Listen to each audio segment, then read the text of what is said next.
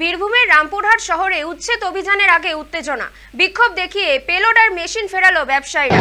প্রসঙ্গত, মুখ্যমন্ত্রী ধমকের পর থেকে গত দুদিন রামপুরহাট শহর সহ জাতীয় সড়কে সরকারি জায়গা অবৈধ নির্মাণ ও ফুটপাত দখল করে রাখা দোকান উচ্ছেদ করা হয়েছে।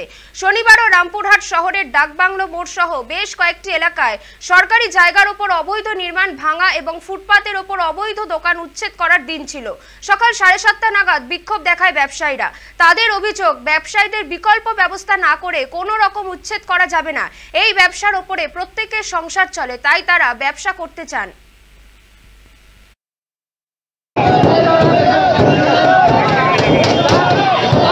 আমরা চাই, আমাদের পেটের ভাত চাই।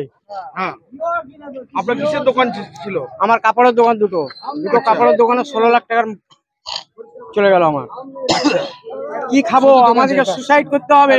ইউজ করলো আজকে তৃণমূল 12 বছর ইউজ করলো আমাকে। আমি ফুটপাতের সেক্রেটারি, আজকে 12 বছর আমাকে ইউজ করলো। আজকে 12 বছর ইউজ করে কোন দলের ফুটপাতের সেক্রেটারি আপনি? তৃণমূলের, কিন্তু আমাকে 12 বছর ইউজ করলো। আজকে থাকবো, আমি তৃণমূলে থাকবো। আজকে এত লোক, আজকে এত লোকের পেটের ভাত। আমি থাকবো? কোনোদিন থাকবো না। আমি কোনোদিন থাকবো না। সবার ব্যবস্থা করুক, তারপরে যা হবে হবে।